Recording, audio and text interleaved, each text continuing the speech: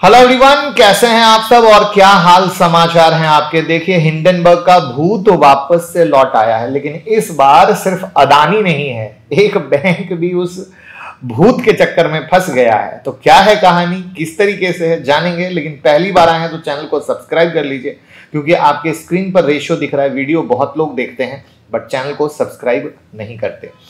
तो सबसे पहले तो अगर कोई लोग 2-4-6 महीने में मार्केट में आए हैं और उन्हें हिंडनबर्ग की कहानी नहीं पता हो, तो बड़ी शॉर्ट स्वीट तरीके से बता देता हूं कि अदानी ग्रुप पर हिंडनबर्ग ने 5 आरोप लगाए थे। 2023 की बात है, जनवरी में एक रिपोर्ट आई थी जिसके बाद अदानी ग्रुप के शेयर में धमाका गिरावट देखा गया था, जिसमें अदानी ग्रुप की कंपनियों ने उनके शेयर की कीमत को मैनिपुलेट कर बढ़ाया गया था, ये था।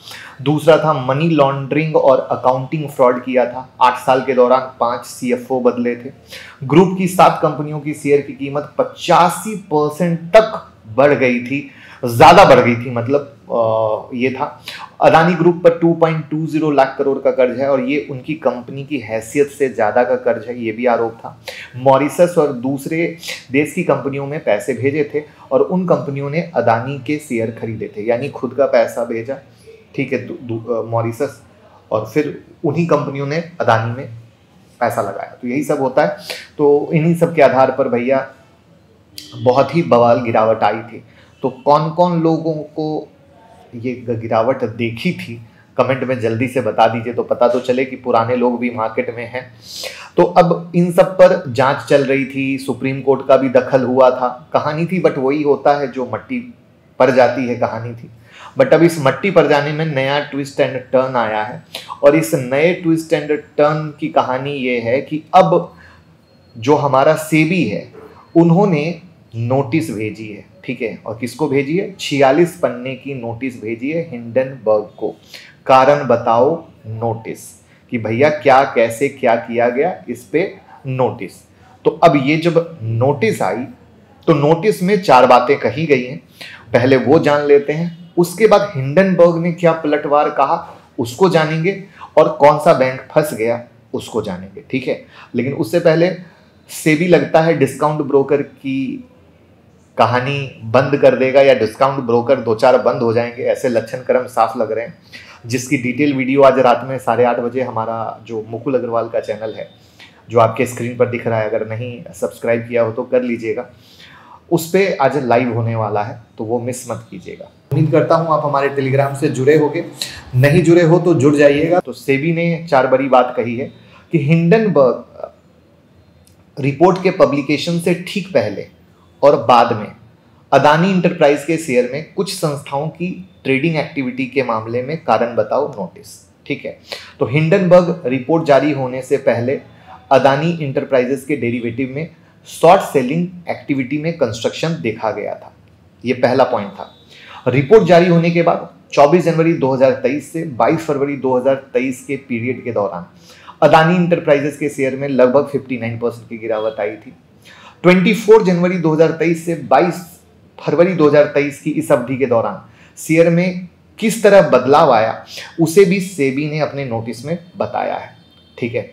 उसके बाद के इंडिया अपॉर्चुनिटी फंड लिमिटेड ने एक ट्रेडिंग अकाउंट खोला और रिपोर्ट पब्लिश होने से कुछ दिन पहले अदानी इंटरप्राइज के शेयर में ट्रेडिंग करना शुरू किया, और फिर हिंडनबर्ग के रिपोर्ट आने के बाद शॉर्ट पोजीशन को स्क्वायर ऑफ कर लिया, जिससे 183.24 करोड़ का मुनाफा हुआ। हिंडनबर्ग रिपोर्ट ने स्कैंडल जैसी कैची हेडलाइन के माध्यम से जानबूझकर सनसनीखेज चीजों को फैलाने की कोशिश की, ठीक है। तो सेबी ने नोटिस में कहा है कि हिंडनबर्ग रिसर्च ने बिना किसी प्रूफ के अपनी रिपोर्ट में गलत बयानबाजी की, यानी ओवरऑल अगर कहें तो सेबी ये मान रही कि भैया तुमने जो कहा किया वो गलत किया, ठीक है। तो ये कहानी यहाँ पर थी। अब इससे क्या हुआ कि हिंडनबर्ग वापस से मतलब कहा कि भैया ये तो गलत है, सेबी धोखेबाजों को बचा रहा है। तो हिंडनबर्ग कुछ इस पे काउंटर अटैक मारता है। तो आपको पहले क्या लगता है, यहाँ गलत कौन है? अदानी गलत है, सेबी गलत है, क्या सेबी सच में बता रही है? आपका क्या पॉइंट ऑफ व्यू है, थोड़ा सा कमेंट में ज़रूर बताइएगा। वीडियो को लाइक भी कर दीजिए। तो हिंडनबर्ग ने कहा कि हमारे विचार में सेबी ने अपने जिम्मेदारी को ठीक से नहीं निभाया है। ऐसा लग रहा है कि इन्वेस्टर को बचाने की जगह, जो रिटेल भाई मार्केट में ट्रेड कर रहे हैं उनको बचाने की जगह, जो इंसान धोखाधड़ी कर रहे हैं उनको बचाने की कोशिश हो रही है। उसके बाद वो कहते हैं जो उन्होंने वापस से अपने ब्लॉग में कहा है कि भारतीय मार्केट के सोर्सेज के साथ चर्चा से हमें ये समझ में आया है कि security exchange board of India की यानी सेबी की अदानी को गुप्त सहायता यानी सीक्रेट हेल्प हमारी जनवरी 2023 की रिपोर्ट पब्लिश होने के बाद से तुरंत मिलनी शुरू हो गई थी। और ये बहुत बड़ा एलिगेशन है। मतलब अगर ये कह रहा है हिंडनबर्ग इतना ओपन में कि भैया सेबी इसको हमारी रिपोर्ट के बाद इंटरनल हेल्प करना चालू हो गया था, तो ये बहुत बड़ा एलिगेशन है।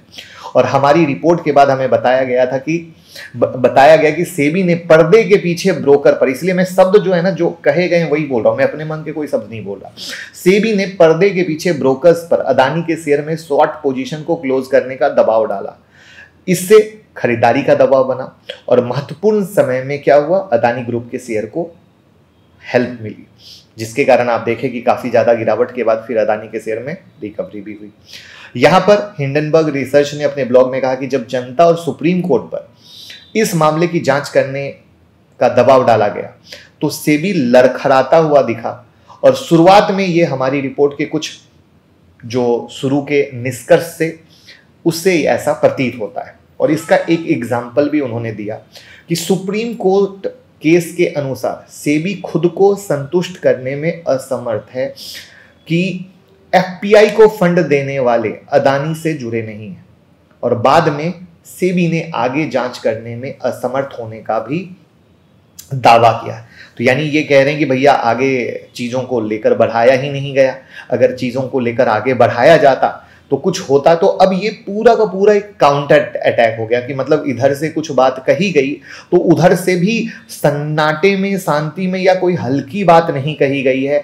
पलटवार बहुत ही पावरफुल और बहुत ही तरीके से किया गया है, जो एक बहुत ही सोचने वाली बात है। बट अब इस मामले में एक है ट्विस्ट और टर्न, ठीक है, और ये है कोटक महिंद्रा बैंक का नाम। राइटर्स के मुताबिक हिंडनबर्ग ने अपने ब्लॉग में भारतीय बैंक को भी लपेटा और उन्होंने कहा कि कोटक बैंक ने एक ऑफशोर फंड स्ट्रक्चर बनाया, उसकी देखरेख की और इस ऑफशोर फंड स्ट्रक्चर का इस्तेमाल उसके इन्वेस्टर पार्टनर ने अदानी ग्रुप के खिलाफ दांव लगाने में किया।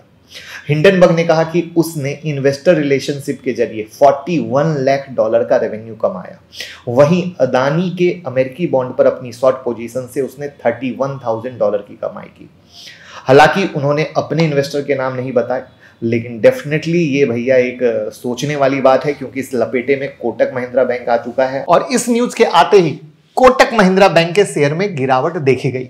बट ये जो नीचे से रिकवरी हुई है इसका भी एक राज है, और वो राज ये है कि भैया यहां से मीडिया स्टेटमेंट दिया गया, जिसको रोककर आप सुन सकते हो। उसको एक लाइन में हम हेडलाइन बना देते हैं कि भैया हिंडनबर्ग कभी भी हमारा क्लाइंट नहीं था, हमारे फर्म का क्लाइंट नहीं था। सीधी स्पष्ट बात। तो इन्होंने इस मीडिया स्टेटमेंट के द्वारा भी ये बात को क्लियर करने की कोशिश की गई कि भैया हम रूल रेगुलेशन को फॉलो करते हैं, SEBI registered foreign portfolio investor, मतलब कई कहानी है, समरी एक ही कि वो हमारा क्लाइंट नहीं है, ऐसा कुछ नहीं है।